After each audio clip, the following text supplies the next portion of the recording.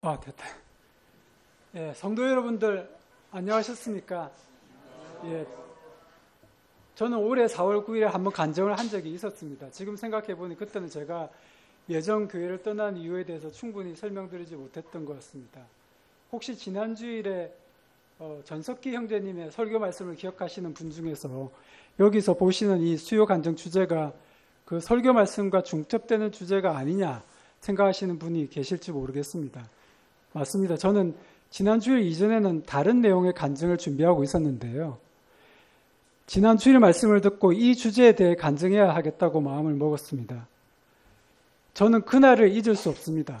하나님을 모르고 예수 그리스도를 모르던 제가 중학교 선배의 권유를 받아 성경 강연을 위한 가정복음 집회에 출석하기로 약속하고 작은 성경책을 구입하여 처음으로 성경책을 통독했던 2013년 5월 30일부터 6월 1일까지 3일간 말입니다. 저는 그 3일간에 성경을 처음으로 통독하면서 거듭났습니다. 새로운 생명을 얻었습니다. 제가 그 복음 집회에 출석하기로 결정한 것, 그리고 이번 기회에 성경책을 한번 읽어보자고 결심한 것, 그것은 저의 선택임이 분명했습니다. 그러나 하나님께서 제가 우연히 중학교 선배와 만나도록 하셨고 또 그때를 즈음하여 제가 그동안의 방탕한 삶의 회의를 느끼고 새로운 길을 모색하도록 주변 여건을 만드셨습니다. 그리고 많은 사람들이 성경책을 읽지만 다 구원을 얻는 것은 아닙니다. 그것은 감사하게도 제게 은혜를 베풀고자 하신 하나님의 선택이셨습니다. 사람을 얼마나 올바르게 분별할 수 있을까요? 구원받은 성도들은 다 바르게 분별할 수 있을까요? 이 잠언 16장 25절 말씀이 그렇지 않다는 것을 보여줍니다. 여기에 악인의 보기에 바르나라고 말씀하지 않습니다. 사람의 보기에 바르나라고 되어 있습니다. 사람이 하나님의 말씀에 의지하지 않고 자기 자신의 이정에 의지하면 실패한다는 것입니다. 지난 주일에 소개된 말씀입니다. 이 말씀에는 주체가 빠져 있습니다. 누가 측량치 못할 것이며 누가 찾지 못할 것입니까? 측량치 못하고 찾지 못하는 주체는 사람입니다. 그 사람에는 이 복음서를 쓴 바울 사도를 포함합니다.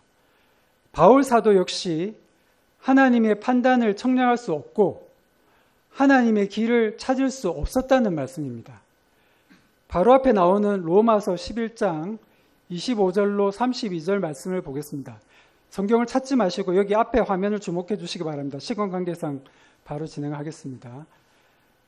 바울 사도가 하나님의 판단을 측량할 수 없고 하나님의 길을 찾을 수 없었다는 말씀을 하신 맥락이 바로 이 구절입니다.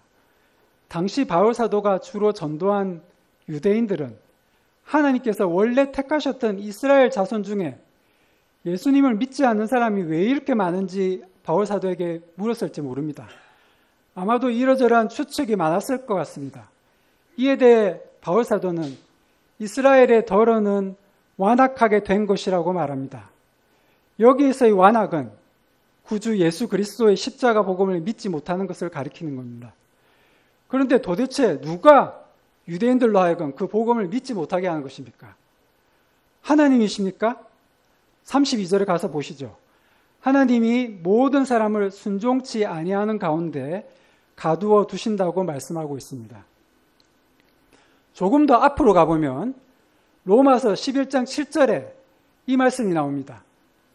이스라엘이 구하는 그것을 얻지 못하고 오직 택하심을 입은 자가 얻었고 그 남은 자들은 우둔하여졌느니라. 이 성경 구절들은 하나님께서 택하신 자들은 복음을 믿게 하고 다른 이들은 복음을 믿지 않게 하신다는 말씀입니까? 맞습니다. 바로 그 말씀입니다. 택하심을 입은 자들을 제외하고는 다 우둔하여졌습니다. 그래서 바울 사도는 11장 33절에서 하나님의 판단은 측량치 못할 것이며 하나님의 길은 찾지 못할 것이라고 말씀한 것입니다. 그로서는 하나님이 왜 그렇게 하시는지, 왜 어떤 사람은 택하시고 나머지 사람은 우둔하게 하셔가지고 복음을 믿지 못하게 하시는지 설명할 수 없었기 때문입니다.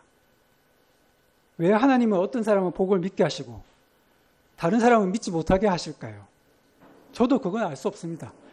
바울 사도도 알지 못한 걸 제가 어떻게 알겠습니까? 이 말씀에 사람의 뜻으로 거듭난다고 되어 있습니까? 요한 사도는 하나님의 뜻으로 난다고 하지 않고 하나님께로서 난 자들이라고 말합니다. 하나님께로서, 즉 하나님으로부터 났으니 하나님의 자녀라고 부르는 것이 합당합니다. 그러면 복음을 믿는 것이 사람의 뜻으로, 사람의 의지로 되는 것입니까? 다들 아시는 바울 사도의 회심 과정에 관한 사도행전 말씀입니다. 바울 사도는 성경 강연에 출석하여 말씀 듣고 구원받지 않았습니다. 성경 강연에 출석한 사람들 잡아서 처벌하려고 가다가 길 위에서 한순간에 사람이 180도 바뀌어서 회심한 것입니다. 믿음은 하나님의 선물입니다. 하나님께서 바울 사도를 귀하게 쓰시려고 사악한 무리 가운데서 구원하신 것입니다. 사도행전 13장 48절입니다. 믿음이 작정되었다고 되어 있습니까? 아닙니다. 작정된 자는 다 믿었다고 되어 있습니다. 이제 자유의지 문제를 말씀드려야 할 것 같습니다. 하나님께서 아담에게 자유의지를 주셨습니다. 그러나 아담이 자유의지를 잘못 행사하여 이 세상에 죄가 들어왔습니다. 로마서 5장 12절이 그 진리를 말씀하고 있습니다. 아담의 후손은 전적으로 타락하였기 때문에 조상 아담과 같은 자유의지를 가지고 있지 않습니다. 펠라기우스는 원죄를 부인했습니다. 아담의 후손들인 우리가 아담과 마찬가지로 자유의지를 통하여 하나님의 도움 없이 선과 악을 선택할 수 있다는 펠라기우스 주의는 이단으로 정제되었습니다. 펠라기우스주의가 정제되자 나중에 그것을 약간 변형한 알미니안주의가 나왔습니다. 알미니안주의는 감리교와 제가 예전에 속했던 교회에서 취하는 견해입니다.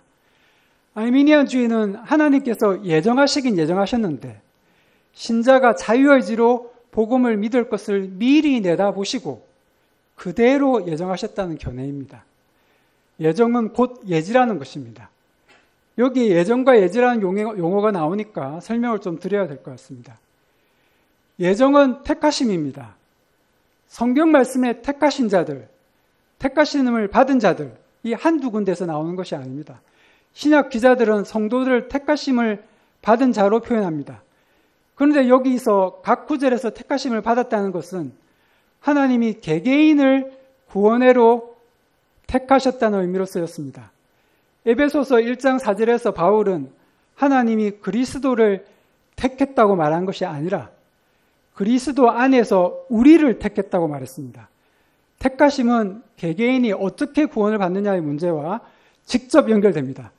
하나님이 개인으로는 오직 그리스도만을 택하신 것이고 신자들은 믿음을 갖는 순간 그리스도와 연합됨으로써 택하신 자의 일부가 된다는 주장은 몇 가지 문제점을 가지고 있습니다.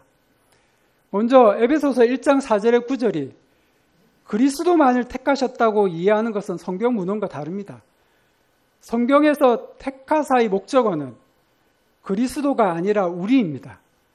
그리고 문제의 에베소서 1장 말씀은 개개인이 영적 복들을 받고 개개인이 거룩하고 흠이 없게 되며 개개인이 하나님의 자녀들이 되고 개개인이 거저 주어지는 은혜를 받으며 개개인이 속량함을 받았고 개개인이 성령으로 인침을 받았다는 말씀입니다. 반드시 교회라는 공동체 안에 들어가야만 그러한 은혜를 받는 것이 아닙니다. 그리고 이 택하사라는 표현은 고린도전서 1장 27절로 29절 말씀에도 있는데 거기에 아무 육체도 하나님 앞에 자랑하지 못하게 하려 하심이라 라고 되어 있는 것으로 보아 교회라는 공동체를 뜻하는 것이 아니라 개개인을 뜻하는 것입니다. 바울은 우리가 믿는 순간이 아니라 창세전에 그리스도 안에서 우리를 택하셨다고 가르칩니다. 우리가 그리스도 예수 안에 있게 된 것은 우리가 한 일이 아니라 하나님이 하신 일입니다. 우리가 하나님으로부터 났기 때문에 개개인이 구원을 받았기 때문에 그리스도 안에 있게 된 것입니다. 예수님은 선한 목자에 비유해서 교회의 이름을 부르신다고 하신 것이 아니라 자기 양의 이름을 각각 부른다고 말씀하셨고, 계시록 21장 27절에도 개개인의 이름이 어린 양의 생명책에 기록되어 있다고 말씀하셨습니다. 이제 하나님께서 미리 아신다는 것, 예지가 무엇인지 말씀드릴 때가 됐습니다. 여기서 미리 알다는 프로기노스코라는 헬라어에서 프로가 미리에 해당되고 기노스코가 알다라는 뜻입니다. 성경에서 알다라는 것은 우리가 일상생활에서 알다라고 말하는 것과 다른 뜻을 지닙니다. 우리는 그냥 정보를 얻는다, 지식을 안다는 의미에서 알다라는 말을 쓰지만 성경에서는 친밀하게 된다는 의미로도 쓰입니다. 이 기노스코의 의미에 대한 말씀을 드리기 전에 먼저 하나님께서 신자의 믿음을 보고 구원하신다는 펠라기우스적인 주장이 옳은지 먼저 함께 묵상해 보고자 합니다. 여호와께서 이스라엘을 택한 것이 이스라엘이 장차 믿을 것을 내다보시고 택하신 것입니까? 이 본문은 그렇게 말하고 있지 않습니다. 믿음은 사람의 행위입니다. 믿음은 결코 거듭남의 원인이 아닙니다. 믿음은 거듭남의 결과입니다. 사람은 구원에 있어서 어떠한 공로나 가치도 내세울 수 없습니다. 누군가가 하나님이 왜 이 사람이 아니라 저 사람을 택하신 거냐고 묻는다면 저 사람이 이러저런 일을 해서 공로나 가치가 있기 때문에라고 말하는 것은 대답이 될 수 없습니다. 하나님이 자신의 주권적인 뜻에 따라 자유롭게 행하셔서 저 사람을 택하신 것이라고 말하는 것만이 답이 될 수 있습니다. 이 말씀도 지난 주일에 나온 말씀인데 하나님은 정말 권한만 가지고 계시고 그 권한을 행사하지 않고 계실까요? 이 말씀 앞에 문맥을 보도록 하겠습니다. 이 사람아 내가 네게 감히 하나님을 힐문하뇨 이랬는데 이 사람이 도대체 무슨 말을 했습니까? 이 사람이 무슨 말을 했냐면 내게 말하기를 그러면 하나님이 어찌하여 허물하시느냐고 했습니다. 자, 바울 사도에 대하여 하나님을 힐문한 사람이 말한 것이 바로 하나님이 어찌하여 허물하시느냐. 그 말이 하나님이 어찌하여 허물하시느냐 이 말이 네이버 국어사전에 찾아보니까 허물하다는 말은 잘못이나 실수 등을 들어 나무라다는 의미입니다. 바울 사도 앞에서 하나님을 힐문하는 이 사람이 지금 하나님이 어찌하여 하나님을 믿지 않는 사람이 잘못을 나무라느냐고 대꾸하는 것이겠습니까?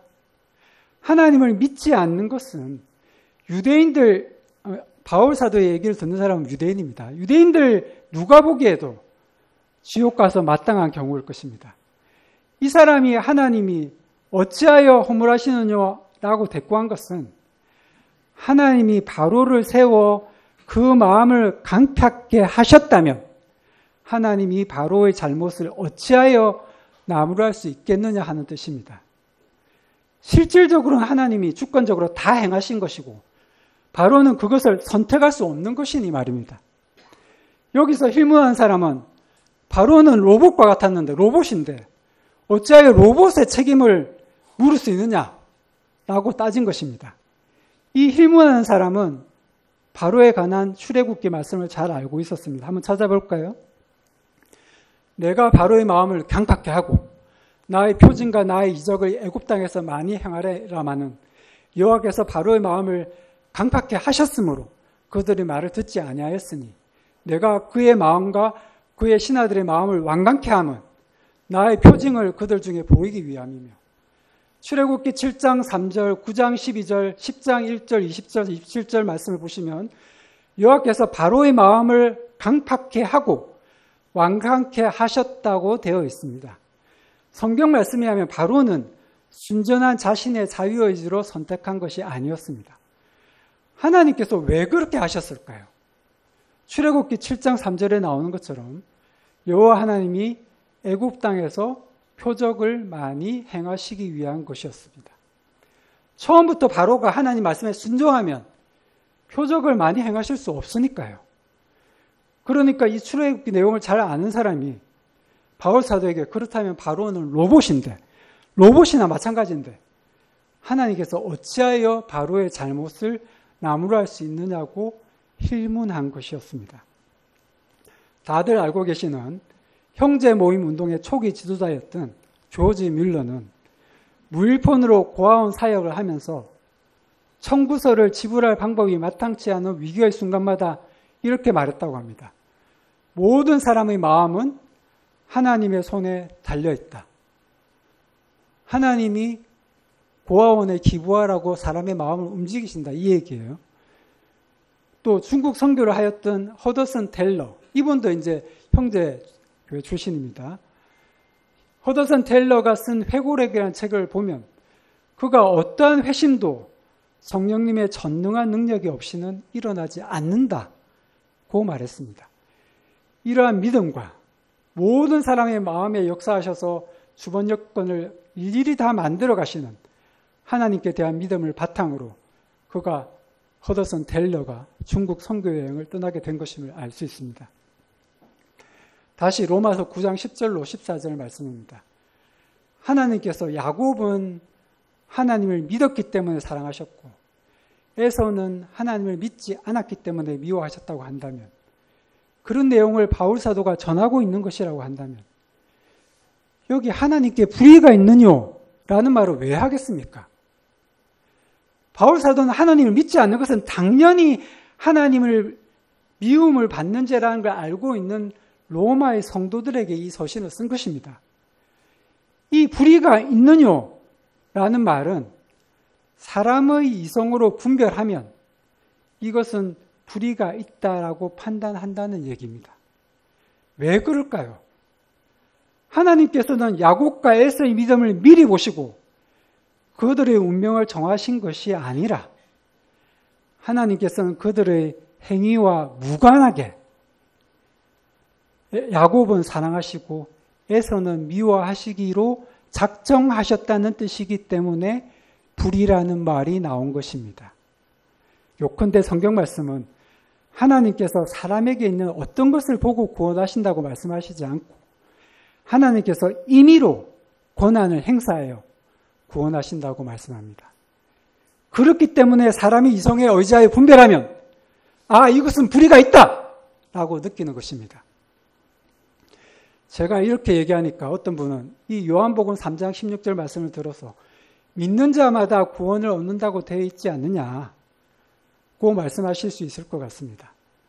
그런데 이 말씀 바로 직전에 5절 말씀에 의하면 성령으로 나지 아니하면 하나님의 나라에 들어갈 수 없다고 예수님은 말씀하셨습니다. 성령으로 난 사람은 성령이 어떻게 자기에게 들어왔는지 알지 못합니다. 성령으로 난 자가 믿을 수 있을까요? 그렇습니다. 성령으로 나지 않은 자도 믿을 수 있을까요? 믿을 수 없습니다. 성령으로 나지 않은 사람은 하나님 나라를 볼 수 없기 때문입니다. 여기서 임의로라는 것은 하나님의 뜻대로라는 뜻입니다. 어떤 사람은 성령으로 거듭나고 어떤 사람은 성령으로 거듭나지 않는 것은 다 하나님의 선택에 달려있다는 말씀입니다. 초기 형제 모임 운동을 주도했던 존 넬슨 다비는 성령론이라는 책에서 거듭남의 역사, 영적으로 죽은 자를 살리시는 역사가 전적으로 성령님의 역사이며 그로 인해 믿음이 역사한다고 말합니다. 존 넬슨 다비는 성령에 의한 거듭남 이후에 믿음이 온다고 순서를 올바로 정리했습니다. 믿음은 거듭난 이후에 오는 것입니다. 만약에 사람이 믿음을 가지게 된 것이 성령님의 역사라면 어떤 사람은 믿음을 가지게 되고 다른 사람은 믿음을 갖지 못하는 것은 하나님의 선택이지 하나님의 도박이 아닙니다. 물론 믿는 사람은 자신의 믿음을 선택했다고 생각하기 마련이고 그것 또한 진리일 것입니다. 이제 알미니안주의의 조건적 택정론에 대해서 말씀드릴 때가 됐습니다. 알미니안주의는 종교개혁 이후인 17세기에 활동했던 야코부스 아르미니우스라는 신학자가 펠라기우스주의를 변형하여 만든 이론입니다. 이 이론은 하나님은 믿는 자 이외에 다른 사람들이 장차 그리스도를 배척할 것임을 알아내시고는 그들의 불신앙을 근거로 해서 그들을 구원하지 않기로 작정하셨다는 것을 뜻합니다. 하나님의 택하심은 단지 하나님이 구원과 관련한 개개인들의 선택을 미리 보시고서 승인하시는 것뿐이라는 것입니다. 알미니안주의의 조건적 택정론의 문제점은 성경 말씀과 다르다는 것입니다. 첫째, 하나님은 모든 일을 그의 뜻의 결정대로 일하십니다. 미래에 일어날 모든 일은 하나님이 그렇게 작정하셨기 때문에 일어나는 것입니다. 참새 한 마리가 떨어지는 것도 하나님이 다 정하시는 것입니다. 하나님은 우리 머리카락에 하나하나까지 다 세고 계십니다. 둘째, 알미니안주의에 하면 궁극적으로 어떤 사람들을 구원받게 하고 어떤 사람들을 구원받지 못하게 하는 것은 하나님이 행하신 어떤 것이 아니라 사람이 행한 어떤 것입니다. 바울은 고린도전서 4장 7절에서 누가 너를 구별하였느냐? 라고 묻는데 여기서 너는 구원받은 성도입니다. 이 질문에 대해 알미니안주의자는 이렇게 대답할 수밖에 없습니다. 내가 그런 차이를 만들어낸다. 왜냐하면 하나님은 나는 기꺼이 하나님을 믿을 것이고 이 불신자는 그렇지 않을 것임을 미리 보시고서 나를 택하시고 이 불신자를 택하지 않으신 것이기 때문이다. 그런 경우에 신자는 자신을 자랑할 근거가 있게 됩니다. 그러나 바울은 택하심은 아무 육체도 하나님 앞에서 자랑하지 못하게 하려 하심이라고 말했습니다. 로버트 크리버 제프먼은 플리머스 형제교회 소속으로 개방파 초기 지도자였습니다. 이 문장은 제프먼이 하나님의 선택을 인간에게 있는 어떤 것이 아닌 오로지 하나님의 선하신 뜻에 근거한 것으로 이해했음을 보여줍니다. 바울이 하나님께서 개개인들을 미리 아셨다고 말할 때 그것은 하나님이 그들에게 사랑과 은혜를 베푸셔서 그들을 택하시고 구별하셔서 친밀하고 인격적인 구원의 관계를 허락하시기로 작정하셨음을 보여주는 것입니다. 미리 아셨다는 것은 미리 사랑하셨다는 뜻입니다. 예정은 하나님의 주권이라는 관점에서 택하심에 대해 말하는 것이고 예지는 하나님의 사랑이라는 관점에서 택하심에 대해 말하는 것입니다. 성경 이 구절 이외에는 알미니안주의의 단순 예지설을 뒷받침해주는 성경 구절이 전혀 없습니다. 이 로마서 8장 29절에서 하나님이 미리 아신다고 하신 것은 단순히 믿을 것인지 믿지 않을 것인지에 대한 정보를 가지고 계신다는 뜻이 아닙니다. 성경 어디에도 믿을 것, 믿지 않을 것임을 미리 아신다는 말씀은 없습니다. 여기 로마서 8장 29절에 그냥 미리 아신다, 미리 아신 자들이라고만 되어 있는데 하나님은 모든 사람을 다 미리 아시는데 특정한 사람들에 대해서만 하나님이 그들을 미리 아셨다고 말할 필요가 어디 있습니까? 그러면 하나님은 모든 자를 미리 아시기 때문에 모든 자들을 구원하십니까? 아닙니다. 사실 로마서 8장 29절에 나오는 이 미리 아심은 친밀한 인격적인 관계를 수반하는 지식을 의미합니다. 신약 성경에는 이 프로기노스코라는 동사를 사용한 말씀이 또 있습니다. 먼저 베드로전서 1장 20절 말씀을 보겠습니다. 여기서 만일 미리 아심, 이 단순 예지를 의미한다면 이 말씀은 이렇게 풀었어야 됩니다.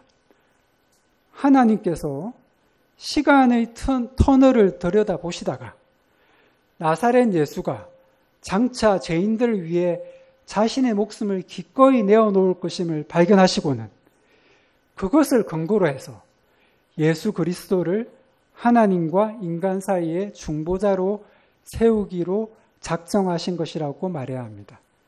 그러나 베드로가 여기에서 말하고자 한 것은 그게 아닙니다.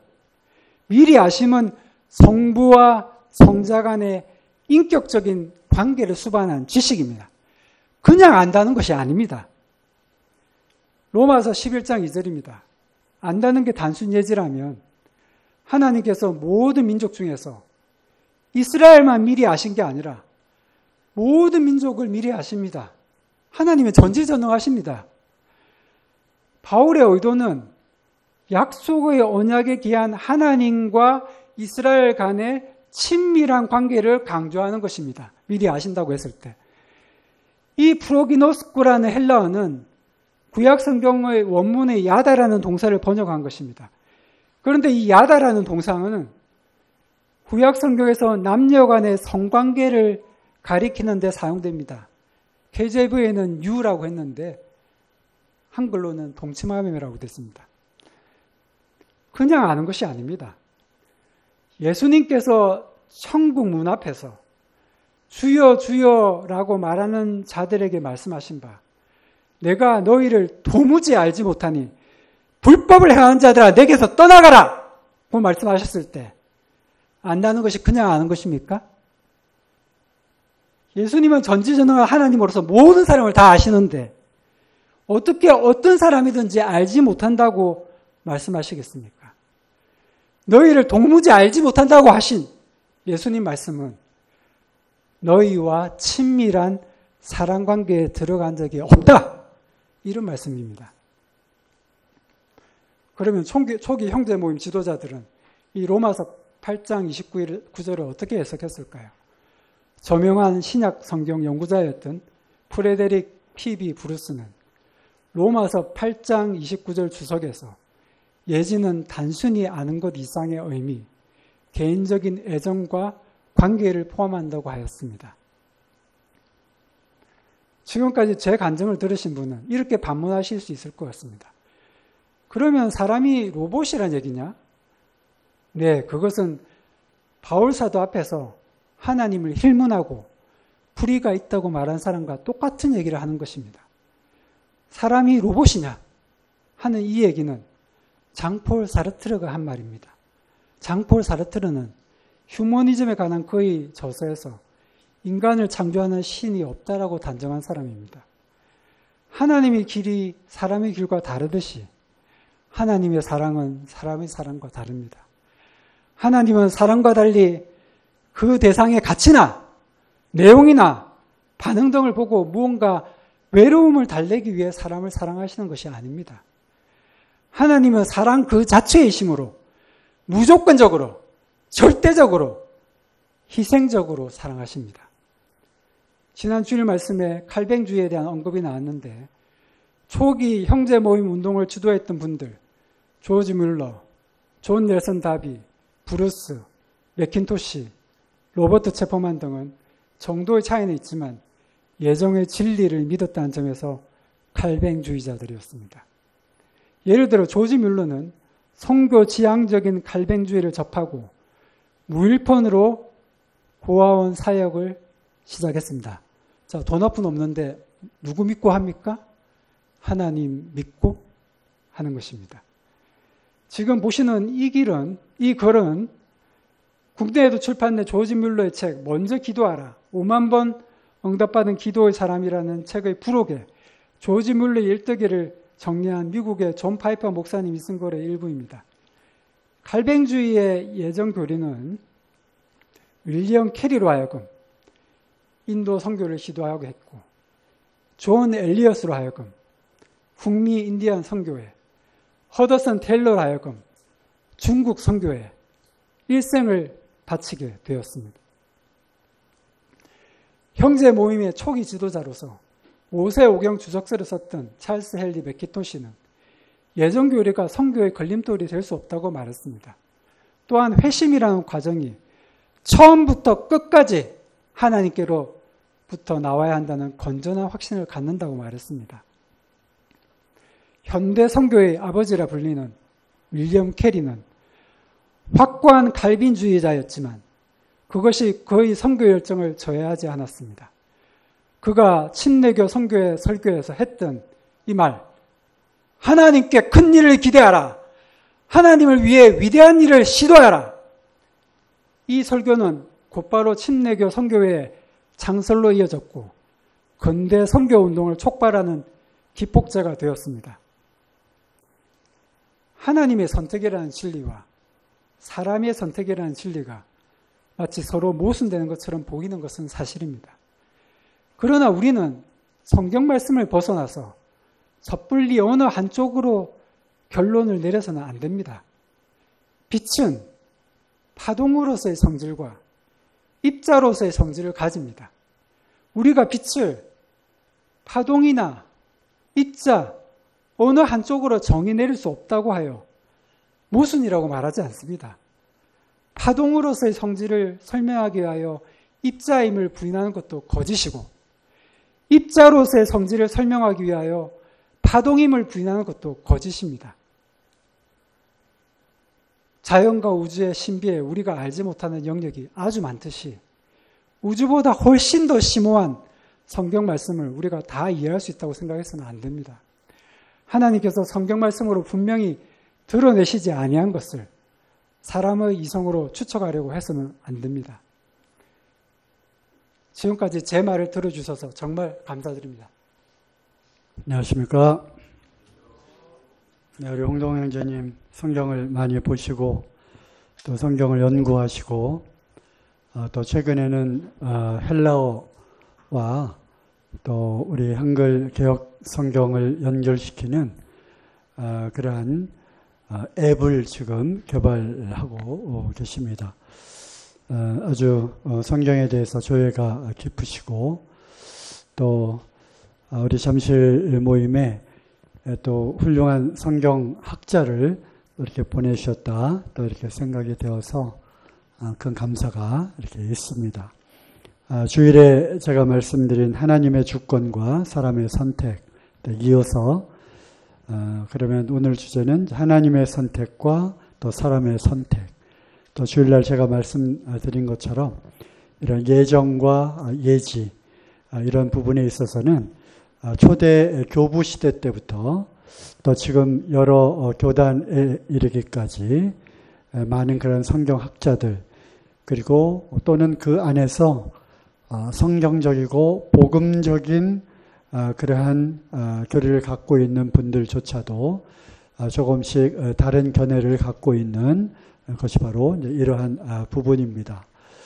우리가 또 성경을 그렇게 또 그들이 그렇게 믿고 있는 그 근거는 역시 성경이죠.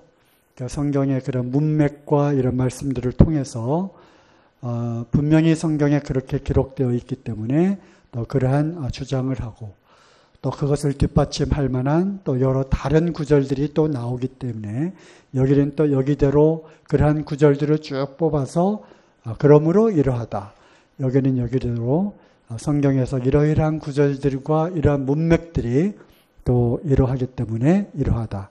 그래서 그러한 것들이 서로 수정되고 또 어떤 또 다른 변형된 또 다른 어떤 예정론으로 또 이렇게 바뀌기도 하고 그런 과정들을 2000여 년에 걸쳐서 진행이 되고 있습니다. 참 이러한 것들에 대해서도 우리가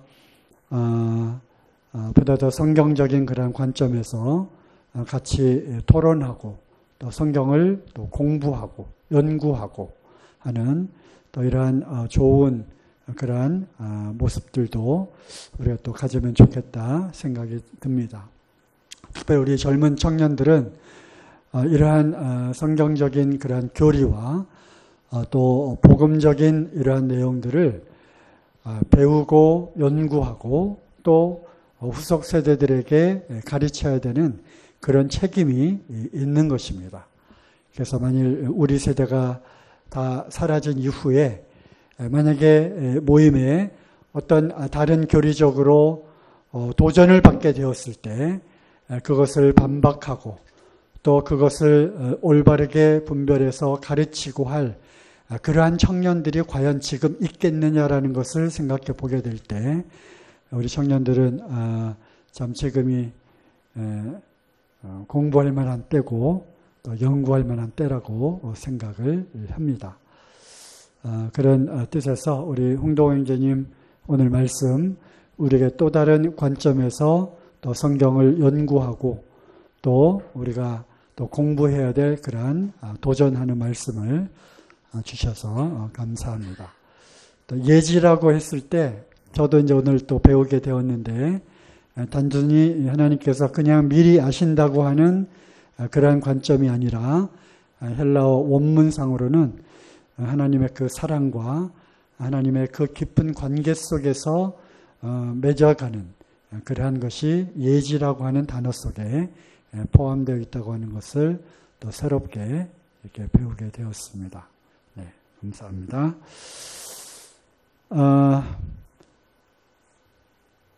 우리 김기훈 형제님을 통해서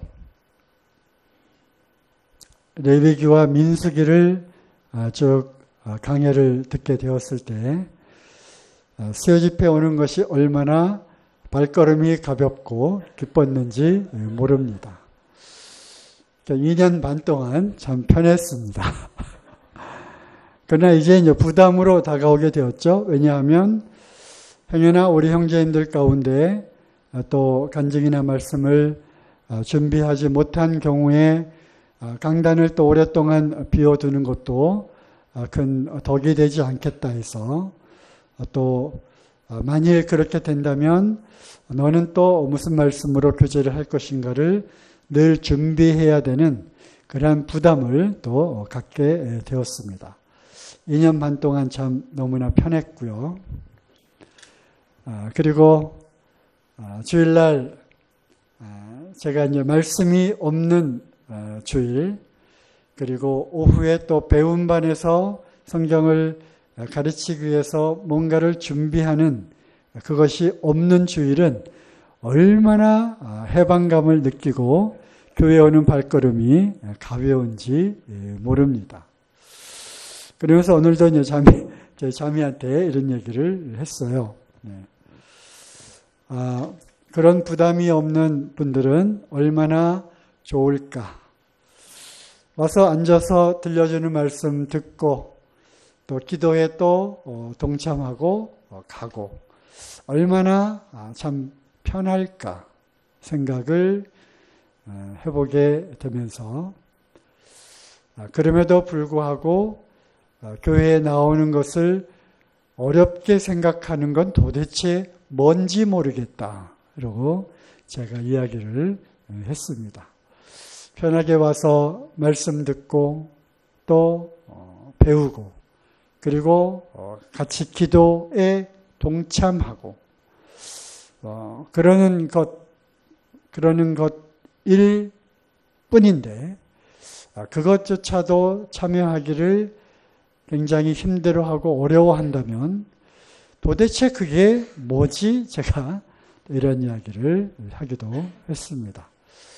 네, 또 부담이 되는 내용이 있었다면 죄송하고요. 어쨌든 다시금 제가 부담을 갖게 되는 시간들이 돌아왔습니다. 레위기와 민수기가 끝나고 이제 신명기를 더 했으면 좋겠다라고 하는, 그래서 모세 오경이 이제 거기까지 완성이 되면 좋겠다는 생각을 했었는데 우리 김기현 선생님이 안 하신다고 해서, 그렇다고 이제 여호수아서로 건너뛸 수는 없고 해서 제가 또 신명기를 다시 한번 들여다보면서 강의할 실력은 되지 않고 우리가 신명기 말씀을 통해서 또 이렇게 좀 배워야 되는 그런 부분들이 뭐 또 있을까 해서 몇 군데 찾아보고 시간 될 때마다 이렇게 해봐야 되겠다는 생각을 했습니다. 그리고 이제 여호수아서를 또 생각을 해보게 되니까 여호수아서는 참 재미있잖아요, 그죠? 역사서이기 때문에 참 재미있고, 제가 배움 일반에서 그리고 그 전에 성경 기초반을 2년 동안 하면서 성경의 역사와 지리를 창세기부터 쭉 이렇게 하다 보니까 여호수아서에서 이렇게 여러 가지 지명과 또 인명과 또 지파, 12지파와 땅의 분배와 전쟁과 뭐 이런 것들을 우리가 좀 더 어떤 자료들을 통해서 좀 배우면 좋겠다는 생각을 하게 되었고요. 그런 12지파와 관련된 내용들이 사사기에도 또 이어서 나오게 되는 거죠. 그래서 이런 것들을 좀 정리가 되면 여호수아서 사사기를 이렇게 좀 공부를 해보면 좋겠다. 또 우리 청년들이 이런 것들을 좀 배우면 좋겠다. 그리고 이제 얼마 남지 않은 그러한 시간들에 조금 더 연구하고 또 준비를 좀 해야 되겠다는 조급함, 그런 것들도 이렇게 있게 됩니다. 그렇다고 뭐 여호수아서를 제가 당장 하겠다는 얘기는 아니고요.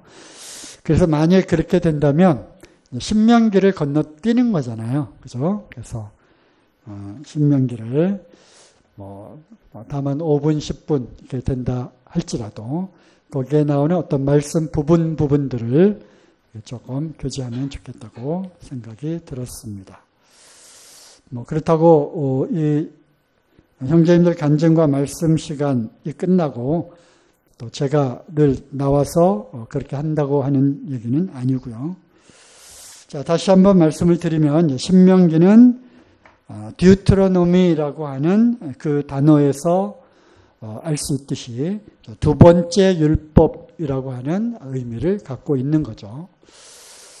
그래서 이제 모세가 죽기 전에 유언과도 같이, 그리고 이제 요단을 건너서 가나안으로 너는 들어가지 못한다라고 하는 하나님의 말씀이 있었기 때문에 이제 광야에서 엎드러진, 그리고 그 다음 세대들에게, 그리고 직접적으로 모세를 통해서 시내산에서 율법을 받고 또 성막을 짓는 그런 모든 과정을 경험하고 겪었던 그러한 세대는 광야에서 다 이제 쓰러졌고, 그 다음 세대들이 요단을 건너 가나안에 들어가서 정복 전쟁을 하고 하는 그 전에 다시 한번 모세를 통해서 하나님께서 이스라엘 백성들에게 주시는 말씀이죠. 그래서 1장 1절부터 이제 4장 43절까지는 과거를 회상하는, 어떻게 그 하나님의 전능하신 그 손길, 그 기적과 표적과 그 능력을 통해서 애굽에서 꺼내시고, 그리고 홍해를 건너게 하시고, 그리고 광야를 거쳐온 그 하나님의 그 능하신 손길과, 그리고 너희는 바로 하나님의 택하신 백성, 그리고 그뿐만 아니라 하나님의 언약이 있는 선택된 민족이라고 하는 것을, 그러한 과거를 기억하게끔 하는 그런 말씀을 쭉 하게 됩니다. 그리고 4장 44절을 보시면요.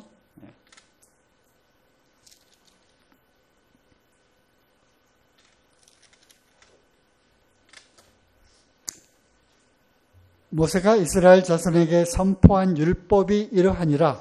그래서 이제 4장 44절부터 율법의 말씀들을 모세가 또 백성들에게 쭉 말하는 그러한 내용으로 신명기가 구성이 되어 있습니다. 그래서 출애굽기와 또 레위기, 또 민수기에 기록되어 있는 이러한 율법들이, 또 계명과 율례들이 다시 반복이 되고요. 그리고 새롭게 또 나온 그러한 규례들도 일부는 있습니다. 그리고 이제 마지막 두세 장은 모세의 유언과 같은 마지막 설교, 그리고 마지막 유언의 말씀으로 구성이 되어 있습니다. 다시 한번 말씀드리지만 신명기 6장 4절부터 나오는 쉐마 이스라엘, 즉 이스라엘아 들으라. 우리 하나님 여호와는 오직 한 분이신 여호와시니 너희는 마음을 다하고 성품을 다하고 뜻을 다해서 오직 여호와 하나님만 사랑하고 섬기라고 하는 그러한 놀라운 구절의 말씀을, 결국 신명기의 가장 핵심되는 그런 주제 말씀으로 우리가 또 교제를 나눈 바가 있습니다. 네, 이러한 내용들을 지난번에 이렇게 했고요. 시간이 오래되어서 다시 한번 말씀을 드렸습니다. 자, 또 드릴 말씀들이 많이 있지만 짧은 시간에 할 수 있는 주제 가운데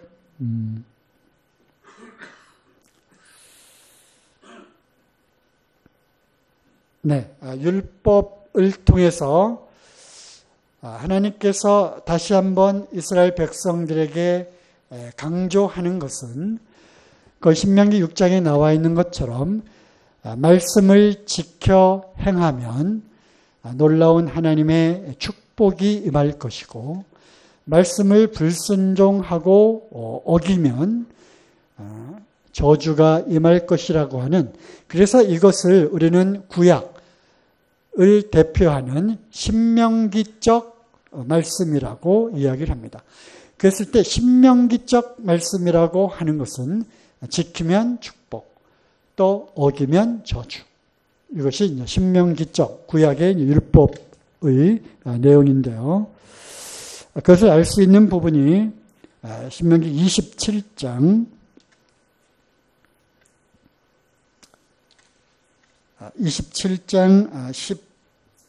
12절 13절을 보면 11절부터 모세가 당일에 백성에게 명하여 가로되 너희가 요단을 건넌 후에 시므온과 레위와 유다와 이사갈과 요셉과 베냐민은 백성을 축복하기 위하여 그리심산에 서고 르우벤과 갓과 아셀과 스불론과 단과 납달리는 저주하기 위하여 에발산에 서고. 그래서 모세가 이제 이러한 말씀들을 쭉 하면서 이제 요단을 건너가게 되면 거기에 그리심산이 있고 에발산이라고 하는 산이 있는데 6지파는 그리심산에 서고 나머지 6지파는 에발산에 서라. 이렇게 이야기를 하면서 실제로 여호수아가 들어가서 그것을 했을까요? 안 했을까요? 이제 하게 됩니다. 그래서 여호수아를 보면 여호수아서 8장 30절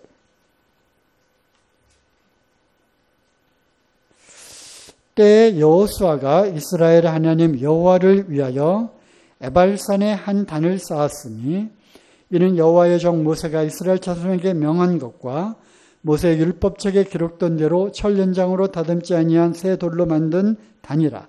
우리가 여호와께 번제와 화목제를 그 위에 드렸으며 하고서 33절 온 이스라엘과 그 장로들과 유사들과 재판장들과 본토인뿐만 아니라 이방인들까지 여호와의 언약궤를 맨 레위 사람 제사장들 앞에서 그의 좌우에 서되 절반은 그리심산 앞에 절반은 에발산 앞에 섰으니 이는 이왕에 여호와의 종 모세가 이스라엘 백성에게 축복하라고 명한 대로 합니다. 그 후에 여호수아가 무릇 율법책에 기록된 대로 축복과 저주하는 율법의 모든 말씀을 낭독하였으니 그래서 모세가 명한 그대로 모세는 이제 죽었고요.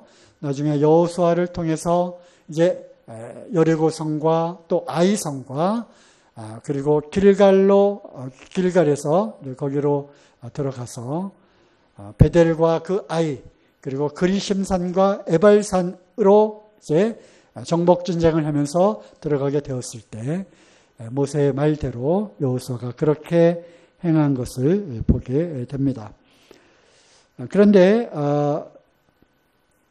숙제가 아니라 퀴즈를 제가 드릴게요.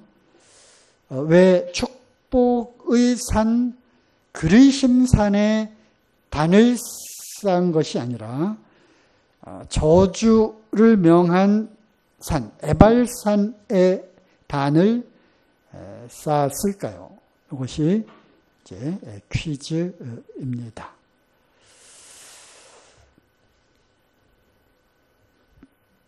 자, 다시요. 신명기 27장 12절 13절. 그래서 6지파는 축복을 명한 산 그리심산에 서고 6지파는 13절에 저주를 하기 위해서 에발산에 서게 되는데 거기서 이제 또 낭독을 하게 되죠. 16절. 그 부모를 경휼히 여기는 자는 저주를 받을 것이라 할 것이요 모든 백성은 아멘 할지니라. 그 이웃의 지게표를 옮기는 자는 저주를 받을 것이라 할 것이요 모든 백성은 아멘 할지니라. 하고서 영어 성경에 보면 이제 동사가 앞에 나오잖아요. 저주를 받을지어다 부모를 경휼히 여기는 자는, 저주를 받을지어다 지게표를 옮기는 자는, 저주를 받을지어다 소경으로 길을 잃게 하는 자는, 저주를 받을지어다 객이나 고아나 과부의 성사를 억울하게 하는 자는, 하고서 26절까지 저주를 선포합니다. 저주. 하나님의 이 율법의 말씀, 이 말씀을 어기는 자들에게는, 불순종하는 자들에게는 저주가 임할 것이라고 분명히 말씀을 하는 거죠. 그래서 참 이 말씀은 참 두렵고 떨리는 그러한 말씀인 것입니다. 그래서 율법은 축복과 저주가 같이 양립하는 그런 거예요. 그런데 놀랍게도 이 말씀을 우리 주님께서 이루신 것이죠. 율법의 완성, 율법의 마침이 되셨고요. 그리고 갈라디아서 3장에 보면, 갈라디아 3장 13절에 보면요. 한번 볼까요? 네.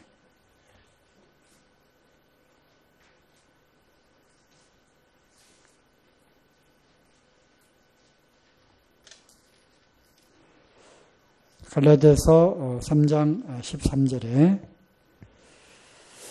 그리스도께서 우리를 위하여 저주를 받은 바 되사 율법의 저주에서 우리를 속량하셨으니 그릇된 바 나무에 달린 자보다 저주 아래 있는 자라 하였습니다. 참 얼마나 놀라운 그러한 말씀입니까? 율법은 저주였습니다. 저주가 있을지어다라고 시작되는 이 율법의 이러한 말씀들이 예수님은 율법은 모세로 말미암아 준 것이요 은혜는 예수 그리스도로 말미암아 온 것이다. 그래서 우리 주님은 은혜를 베풀기 위해서 오신 것이죠. 그리고 율법의 저주로부터 우리를 속량하셨습니다. 그래야 율법의 마침이 되어 주셨죠. 하지만 이스라엘 백성들은 하나님의 이 율법을 말씀 그대로 다 지키고자 했지만 율법에 더 중한 바 11절을 드리면서 그보다 더 중한 바 의와 신을 그들이 버렸잖아요. 그죠? 그래서 율법을 주신 그 진정한 의미를 깨닫지 못한 것이죠. 사도 바울을 통해서 이것을 밝히 드러냈잖아요. 율법으로는 어떻게 해요? 죄를 깨달습니다. 죄로 더욱더 죄가 되도록 하는 그 율법의 목적이 있었던 것입니다. 하나님의 그 거룩한 의, 하나님의 그 거룩한 그 기준을 말씀을 하신 것이죠. 그래서 이 죄인된 죄의 속성을 갖고 태어난 사람으로서는 결코 그 율법의 1.1획도 모든 것을 하나도 남김없이 다 지킬 수 있는 육체는 없다는 것을 알아야 하는 것이 바로 율법의 목적이었고요. 이것을 우리에게 몽학 선생의 역할을 해서 결국은 모든 사람들을 하나님의 은혜 가운데 가두어 놓고자 하는 하나님의 큰 그 섭리였다고 하는 것이죠. 아까도 우리가 말씀을 읽은 대로 참 깊도다 그 하나님의 그 지혜와 측량할 수 없는 그 오묘한 그 섭리를 우리는 율법을 통해서도 우리가 깨달을 수 있는 것입니다. 한 구절 더 말씀 찾아보고 마치겠는데요. 신명기 20 들어가서요. 바리새인들과 서기관들의 그 외식에 대해서는 또 신명기 말씀과 함께 또 다음에 찾아보도록 하겠고요. 신명기 25장 4절 이제 하나의 예를 하나 든다면요. 많은 그런 율법들 가운데 이런 구절이 있잖아요. 신명기 25장 4절 곡식을 떠는 소의 입에 망을 씌우지 말라. 이것도 613가지의 그러한 조목조목조목의 그러한 율법, 규례들 가운데 하나였잖아요. 그죠? 곡식을 떠는 소의 입에 망을 씌우지 말라. 그래서 이 주신 말씀대로 실제로 그들은 농사 일을 하면서 소의 입에 망을 씌우지 않았고요. 그걸 통해서 우리는 율법을 철저하게 어기지 않았다라고 그렇게 이야기를 한 것이죠. 하지만 이 말씀의 그 뒤에 숨겨 있는 그 이면의 그 뜻은 뭐죠? 사도 바울을 통해서 우리가 또 알고 있는 거죠. 고린도전서 9장